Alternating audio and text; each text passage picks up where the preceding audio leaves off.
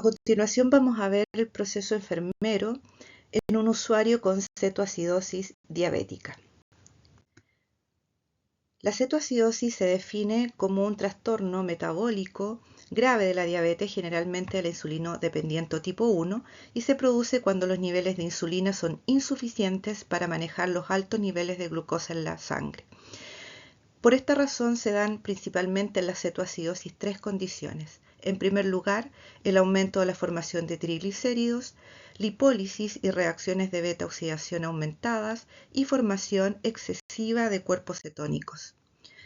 Se asocia principalmente a la diabetes tipo 1, pero también se da en la tipo 2 en estas dos condiciones, cuando hay falta de tratamiento insulínico por suspensión o dosis insuficientes, cuando hay estrés severo, como por una sepsis o un trauma o por una pancreatitis, tratamientos con esteroides y en casos de ayunos prolongados.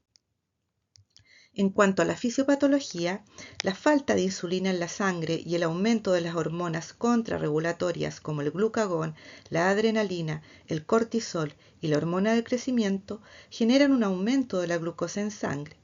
La hiperglicemia va a generar una diuresis osmótica que provoca deshidratación. Y como no se puede utilizar para la producción de energía la glucosa, se va a utilizar en la formación de triglicéridos. Debido al aumento de estas hormonas contrarregulatorias, los triglicéridos se degradan a ácidos grasos y glicerol. Cuando los ácidos grasos llegan al hígado, se degradan a acetilcolina y como esta vía está muy saturada, se acumulan dando paso a la condensación y a la excesiva formación de cuerpos cetónicos. Y al igual que el ácido láctico, estos cuerpos cetónicos se van a encontrar disociados en el plasma, generando la acidosis. Las manifestaciones de dependencia son principalmente poliuria, polidipsia, polifagia, dolor abdominal, náuseas y vómitos por la formación de cuerpos cetónicos, piel y mucosas secas por la deshidratación y un desequilibrio hidroelectrolítico. Los criterios diagnósticos son glicemia mayor a 250 miligramos por decilitro en adultos, un pH menor a 7,3, bicarbonato menor a 15 y cuerpos cetónicos positivos en orina y en sangre. Acá tenemos un cuadro comparativo entre la cetoacidosis diabética leve, moderada y severa. En la leve, la glicemia es de 250, en la moderada y en la severa también es mayor a 150 y el pH en la leve va entre 7,25 a 7,30, en la moderada 7 a 7,2 y en la severa menor a 7. El bicarbonato en la leve va de 15 a 18, en la moderada entre 10 menor a 15 y en la severa menor a 10. Existe cetonuria y cetonemia en los tres tipos de cetoacidosis y el estado de conciencia en la leve es de alerta, en la moderada alerta obnubilado y en la severa alteración de conciencia. Los ejes del tratamiento para la cetoacidosis principalmente son 4. Primero, restablecer el volumen circulatorio, disminuir la concentración de glucosa plasmática, corregir la acidosis severa y corregir el balance hidroelectrolítico. Para el primer eje, restablecer el volumen circulatorio y la perfusión tisular, se va a utilizar solución isotónica de suero fisiológico y suero glucosado cuando la glicemia disminuya a menos de 200 miligramos por decilitro para prevenir la hipoglicemia.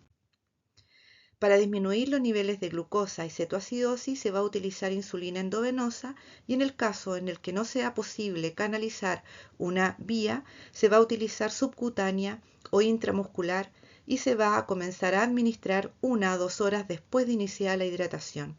Se va a diferir el uso de insulina cuando los niveles de potasio sean menores a 3,3 miliequivalentes por litro y se va a suspender cuando el pH sea de 7,3. Para corregir la acidosis severa menor a 6,9 que persiste después del periodo de hidratación inicial, se va a administrar bicarbonato. Sobre este pH no está recomendado su uso.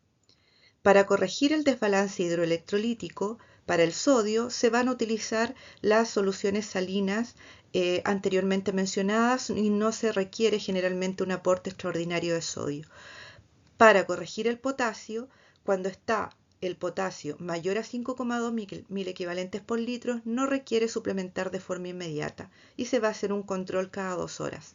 En potasios entre 3,3 a 5,2 se van a aportar 20 a 40 mil equivalentes hora por litro de solución salina y cuando el potasio es menor a 3,3 aportar 20 a 30 mil equivalentes en el primer litro de hidratación y diferir el uso de insulina.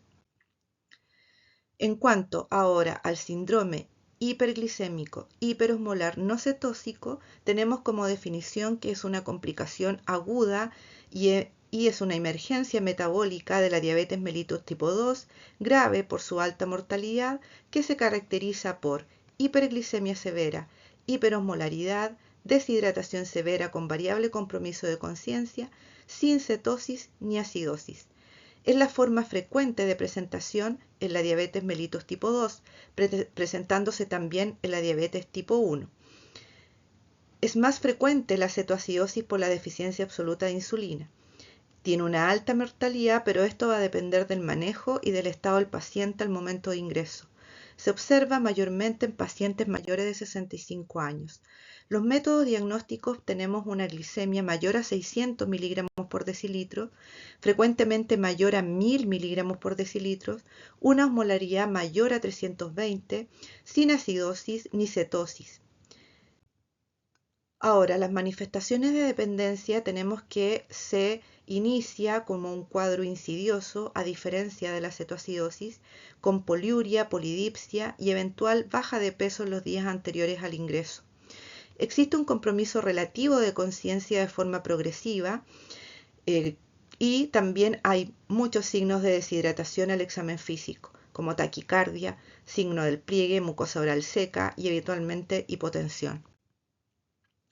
Acá agregamos el síndrome hiperosmolar en el cuadro mostrado en la cetoacidosis diabética y acá varían los valores de glicemia, que es mayor a 600, el pH no varía, el bicarbonato tampoco y tampoco hay cetonuria ni cetonemia, aunque estas pueden ser débil, y el estado de conciencia habitualmente sí existe una alteración de conciencia.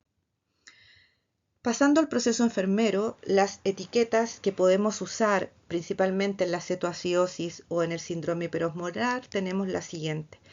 En cuanto a la necesidad dependiente, la necesidad de respirar que se genera por la respiración de Kussmaul, la hipotensión por deficiencia de volumen, tenemos riesgo de tensión arterial desequilibrada, principalmente. En la necesidad dependiente, comer y beber, tenemos las siguientes etiquetas: volumen de líquidos inadecuado, déficit de volumen de líquidos, riesgo de deterioro del equilibrio hidroelectrolítico, riesgo de deterioro del equilibrio de volumen de líquidos. Para la necesidad de evitar los peligros en la manifestación de deshidratación severa, tenemos riesgo de shock como etiqueta. No olvidar incluir las manifestaciones de dependencia del usuario relacionadas con otras necesidades. En cuanto a las principales intervenciones y actividades de enfermería, tenemos para una primera NIC, manejo hipovolémico, la administración de sueros como actividad. Para la NIC, manejo del vómito, actividades de manejo de cetoacidosis, administración de medicamentos. Para la NIC, manejo del equilibrio ácido-base, tenemos, ¿no es cierto?, actividades de manejo de cetoacidosis y administración de medicamentos. Para la NIC, manejo de electrolitos, actividades para tratar la hipercalemia o la hipocalemia. Para la NIC, manejo de líquido de electrolitos, la actividad de administración de flegoclisis y electrolitos. Para la NIC, monitorización de electrolitos, actividad de control de exámenes. Para el manejo de la medicación, administración de medicamentos, observar RAMs, interacciones, etc. Para la NIC, monitorización neurológica, aplicar las escalas, medidas de prevención de caídas. Para la NIC, oxigenoterapia, valorar los parámetros y cuidados de oxigenoterapias como actividad.